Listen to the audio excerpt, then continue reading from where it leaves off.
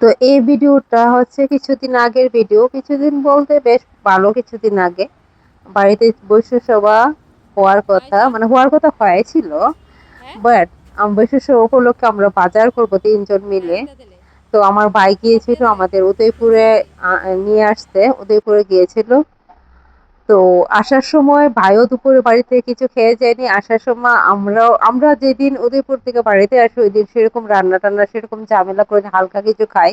তো আমরা দুই বোনেরও খিদে লেগেছিল, তো আমি খুব বলছিলাম যে চা খাবো, কিন্তু আমার ভাই বিকালে চাটা অ্যাভয়েড করে। ও চাটা খায় না বিকেল বেলা, সকালে খাই বাট বিকালে খাই না। ওর নাকি গ্যাসে বা গ্যাস হয়ে চা খেলে, এবং আমাদেরকেও বারণ করে খাইতে। বাট চার প্রতি তো আমার দুনিয়া, ডায়েট ফাইট একদিকে, চা একদিকে। আমার যদি বলো ভাত না খেয়ে 5 দিন থাকতে পার, 5 দিন থাকতে পারবি নি, আমি হ্যাঁ পারবো। আর যদি বলো চা না খেয়ে 5 দিন থাকা, নেক্সট ইম্পসিবল। সো আমার চার প্রতি আলাদা একটা ইমোশন কাজ করে। আর সেটা দুধ চা হতে হবে। দুধ চা না হলে আবার আমি খেতে পারি না।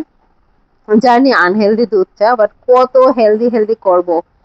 কিছু তো লাইফে নিজের ইচ্ছা মতো হওয়া দরকার, কিছু তো মানে নিজের ইচ্ছা মতো খাওয়া দরকার।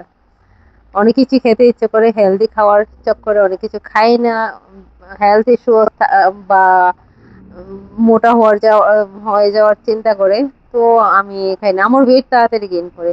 তো যাই হোক, ওইসব আলাদা কথা। তো অন দা ওয়ে আমরা এই চায়ের দোকানটা, দ্য ফুড হ্যাভেন ছিল চায়ের দোকানটার নাম। টুকটাক খাবার জিনিস পাওয়া যায় আর চা তো পাওয়া যায় মেনলি।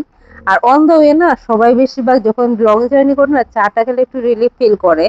এটা রিলিফ ফিল করা একটা মাইন্ডের যে একটা সাইকোলজিক্যাল ব্যাপার আছে না, ওইটা আমাদের কাজ করে যে হ্যাঁ চাটা খেলে বোধহয় আমরা একটু রিলিফ ফিল করব।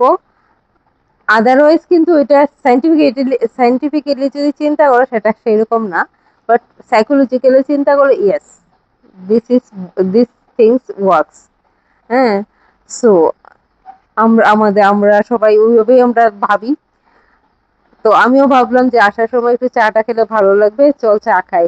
তো আমার ভাই বলছিল না খাওয়ার চাই, আমি বলছিলাম না আমি চা খাবো। তো আমার ভাই আর বোন বলছে চল তাহলে ওইটার মধ্যে। তো গিয়েছিলাম অন দ্য ওয়ে এই দোকানটাতে। তো গিয়ে চা অর্ডার করলাম, উনি চা বানালো আর আমি গিয়ে রিসেন্টলি একটু আই না। Scenario video what it. Shoot করে নিলাম। আর চাটা খেতে খেতে জাস্ট একটাই ফিল হলো যে কলেজ টাইমে যে মানে অন দ্য ওয়ে আমি আর আমার বান্ধবী চা খেতাম, সেটা নস্টালজিয়া ফিল হলো। আমি খুব চা খেতে ভালোবাসতাম, বাট আমার বান্ধবী খেতে ভালোবাসতো না। বাট আমার জন্য বান্ধবী যে কোনো দোকানে গিয়ে মানে চায়ের দোকানে বসতো বা হালকা একটু যদি শেয়ার করতো, আর ও আমাকে চা পাগলের জন্য খুব মানে আমার উপর হাসতো। তো এই ছিল ব্যাপার। চাটাও খুব ভালোই ছিল, দেখতেই পাচ্ছি চায়ের কালারটা খুব সুন্দর হয়েছে।